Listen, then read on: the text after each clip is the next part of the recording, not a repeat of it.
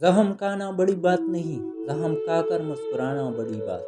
कुछ लोगों को हमारी ज़रूरत नहीं होती, वो सिर्फ ये देखते हैं कि हम इनके लिए किस हद तक मुफीद साबित होते हैं।